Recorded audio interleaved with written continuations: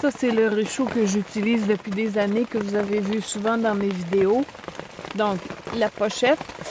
À l'intérieur, j'ai la cuillère fourchette, les sardines pour déposer la popote,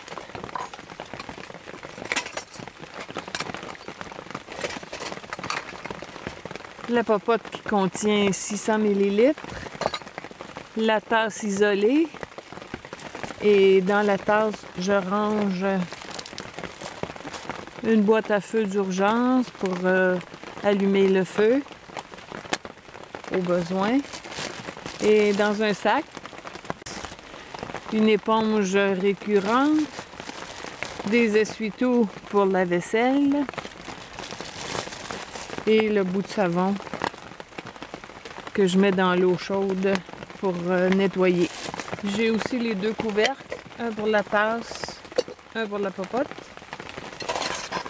le réchaud, une poignée pour éviter de se brûler. Les pâtes, j'ai essayé plein de choses qui me satisfaisaient jamais. Donc là, j'en suis venue à mettre des équerres 1,5 pouce avec des écrous papillons que je peux déployer et qui donnent non seulement de l'espace pour l'aération, mais ça élargit la base, donc ça devient très stable. Et j'ai bien sûr un pare-vent que j'utilise pas systématiquement, seulement si le vent est trop fort. Ce que je trouve pratique, surtout avec ce réchaud, c'est qu'il soit compact. Donc dans le sac à dos, ça fait un tout petit paquet. Sauf que, comme je le disais, cette popote est quand même assez petite. Donc, je voulais pouvoir utiliser ma bouilloire Titan, mais elle est exactement du même diamètre que le réchaud. Alors, je ne peux pas la glisser à l'intérieur, ce qui augmente beaucoup l'encombrement. Donc, j'ai cherché comment faire pour la faire pénétrer. Ça, c'est la première version. 646 grammes, le kit tout compris. Et ça, c'est la nouvelle version. 666. Donc, c'est comparable. Et d'ailleurs, ça contient à peu près la même chose tous les deux, sauf la capacité de la popote. Alors, je vous montre ça en détail. Donc, la pochette pour bien salir. Ah oui, j'ai acheté le couvercle, en fait, qui sert de dégouttoir à Ikea. Ils vendaient ça 25 sous. Je me suis dit, bon, ça peut servir. Et effectivement, je le dépose sur les pattes. Comme ça, il n'y a pas de risque de rien abîmer. Pour le déballer, je le retourne de l'autre côté. Donc, vous voyez, la Titan rentre parfaitement là-dedans. Comment je m'y suis pris, c'est simple. J'ai fait une ouverture jusqu'en haut. Donc, ça permet d'élargir un tout petit peu. Et puis ça, je l'ai découpé avec des simples ciseaux en métal comme ça. C'est assez facile. Donc, j'ai pris la forme des poignées. J'aurais pu la faire un petit peu moins profonde. Comme ça, ça se replie bien. Il y avait aussi le bec qui empêchait d'entrer. Donc, j'ai fait une autre ouverture ici pour le bec. La boîte à feu ici. Donc, la même chose, là, allumette, allume-feu, écorce, briquet. Et j'ai le même système d'équerre 1,5 en dessous. D'ailleurs, c'est à cause de cette popote que j'ai voulu avoir plus de stabilité. Comme ça fonctionne bien, mais j'ai fait la même chose avec mon autre réchaud. Facile à remettre en place.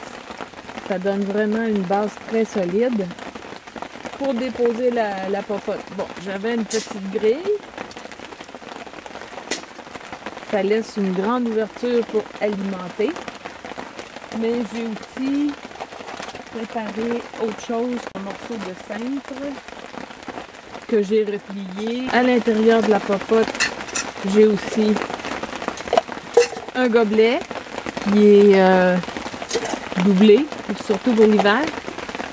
Et la même chose, là, une éponge abrasive, un mini couteau, les ustensiles, un essuie-tout, du savon, le couvercle qui permet de garder le liquide chaud et de boire, et bien sûr le couvercle de la popote.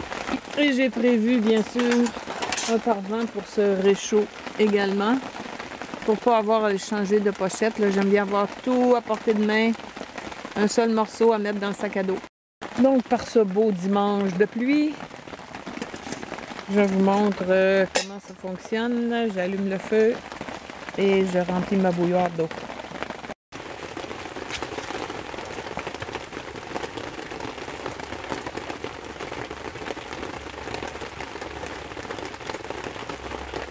Ce que je cherchais aussi, c'est d'avoir une base fermée un petit peu plus haute. Donc si j'ai 2 trous, alors qu'avec l'autre, j'en avais seulement un, alors ça donne une base plus profonde pour accumuler des braises et en même temps, ça empêche les morceaux de tomber parce qu'ils vont être un petit peu vers le haut quand je les ajoute comme ça. On en voit qui attendent que tout le bois soit enflammé avant de déposer la popote dessus, mais je vois pas pourquoi. L'aération est très bonne. Je vais pas mettre les poignées vis-à-vis de l'ouverture pour que ce soit plus facile à la prendre quand ça va être chaud. Et c'est pour tester en même temps ce merveilleux Sidekicks que les Américains adorent, mais moi j'ai vraiment des doutes, alors je vais pas l'apporter en randonnée, je vais le consommer ici aujourd'hui. Et avec ça, une boisson chaude. L'eau bout, j'ai oublié de vérifier le temps, mais de toute façon, on sait que c'est très efficace. Alors, je vais enlever ce dont j'ai besoin pour mon chicouté. Et là, la recette dit d'ajouter en brassant et de mijoter pendant 7 minutes.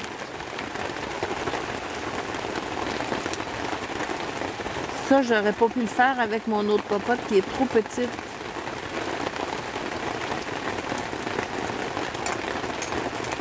Et je suis agréablement surprise de voir que, en gardant la poignée à l'extérieur, elles ne sont pas devenues chaudes, alors que même sur un réchaud à gaz, c'est impossible de les prendre après une chauffe.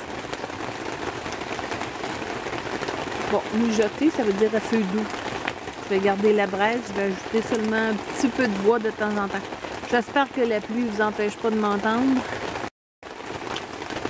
On est toujours en mode mijoter. Je viens de rajouter un petit peu de bois pour être certain que les 7 minutes vont être complétées.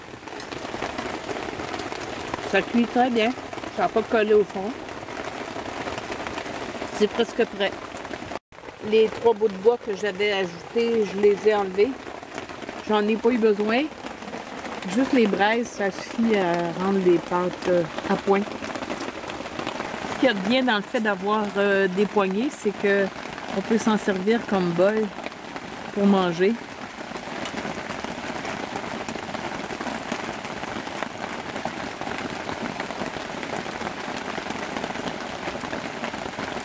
Bon, c'est pas mal. Je sais que c'est un gros hit sur le sentier des Appalaches.